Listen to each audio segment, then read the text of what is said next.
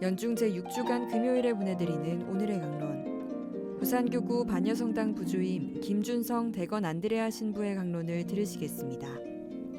오늘 복음은 마르코 복음 8장 34절에서 9장 1절까지의 말씀입니다. 그때 예수님께서 제자들과 함께 군중을 가까이 부르시고 그들에게 말씀하셨다. 누구든지 내 뒤를 따르려면 자신을 버리고 제 십자가를 지고 나를 따라야 한다. 정녕 자기 목숨을 구하려는 사람은 목숨을 잃을 것이고 나와 복음 때문에 목숨을 잃는 사람은 목숨을 구할 것이다. 사람이 온 세상을 얻고도 제 목숨을 잃으면 무슨 소용이 있느냐? 사람이 제 목숨을 무엇과 바꿀 수 있겠느냐? 절개 없고 재 많은 이 세대에서 누구든지 나와 내 말을 부끄럽게 여기면 사람의 아들도 아버지의 영광에 쌓여 거룩한 천사들과 함께 올 때에 그를 부끄럽게 여길 것이다. 예수님께서 또 그들에게 말씀하셨다. 내가 진실로 너희에게 말한다. 여기에 서 있는 사람들 가운데에는 죽기 전에 하느님의 나라가 권능을 떨치며 오는 것을 볼 사람들이 더러 있다. 안녕하십니까? 부산 가톨릭 평화방송 청취자 여러분. 어제 예수님의 순환 예고를 들은 제자들은 지금 어안이 벙벙한 상태입니다. 제자들이 기다린 메시아는 이렇게 순환받고 돌아갈 메시아가 아니었습니다. 그래서 베드로가 그러시면 안 된다고 말하자 예수님은 하느님의 일을 생각하지 않는 너는 사탄이라고 대받아치십니다. 이렇게 당신의 순환과 죽음과 부활을 예고하신 예수님은 오늘은 당신을 어떻게 따라야 하는지를 말씀하십니다. 주목할 것은 이 말씀을 제자들에게만 하신 것이 아니라 따르는 모든 사람에게 하셨다라는 겁니다. 그래서 예수님을 따르는 모든 사람이 해야 할 일은 크게 두 가지였습니다. 첫째는 자신을 버리고 날마다 제 십자가를 지고 예수님을 따라야 한다라는 거죠. 정녕 자기 목숨을 구하려는 사람은 목숨을 잃을 것이고 나와 복음 때문에 목숨을 잃는 그 사람은 목숨을 구할 것이라는 말씀과 사람이 온 세상을 얻고도 제 목숨을 잃으면 무슨 소용이 있느냐는 말씀은 예수님을 따르는 것이 곧 생명과 직결되어 있다라는 말입니다. 둘째는 예수님과 예수님의 말씀을 부끄럽게 여기지 말아야 한다라는 겁니다. 예수님이나 예수님 말씀을 부끄럽게 여기면 예수님도 당신이 영광스럽게 오실 때 그를 부끄럽게 여기실 거라 하십니다. 어느 단체든 그 단체가 요구하는 회칙이 있습니다. 사회인 운동단체에 들어가려면 거기서 요구하는 회칙을 수용해야 하고 성당 안의 각 단체도 그렇고 레지오 꾸리아도 마찬가지입니다. 회원들은 회칙을 수용하면서 거기에 근거하여 칭찬과 제재도 받습니다. 그런데 오늘 말씀에 자기 목숨을 구하려는 사람은 목숨을 잃고 복음 때문에 목숨을 잃는 사람은 목숨을 구한다라고 되어 있었죠.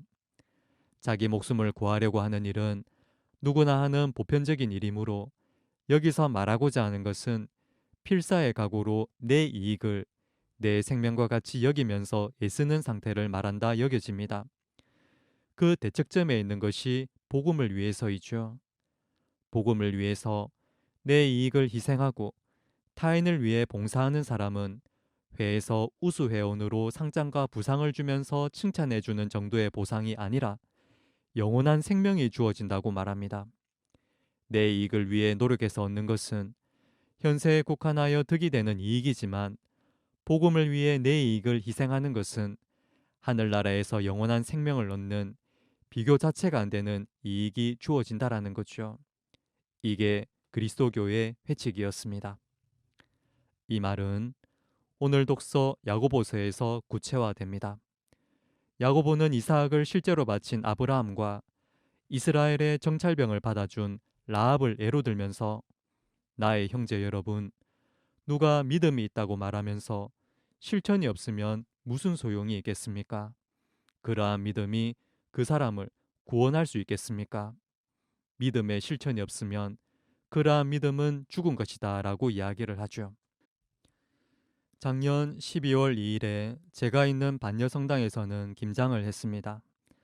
홀로 계신 어르신분들을 위한 김장 나누기가 목표였는데 요즘 사회 분위기상 신경이 쓰일 법한데도 많은 분들이 물질적인 도움도 주셨고 당일날 오셔서 봉사도 해 주셨습니다.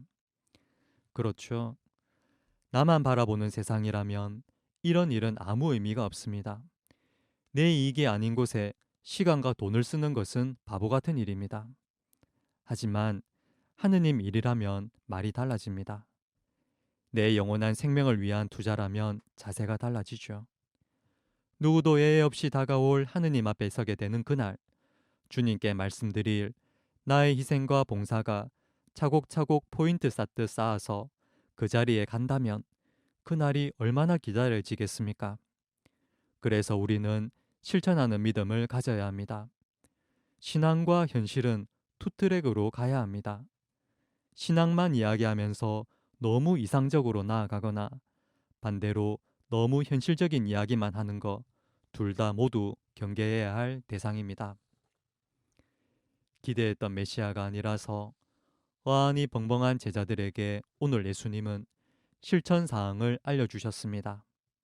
그러면 내일은 제자들에게 어떤 모습을 보여주시며 순한 애고로 인해 놀란 제자들의 마음을 다독여 주실지 예수님의 내일 말씀도 기억여 들어주시면 좋겠습니다.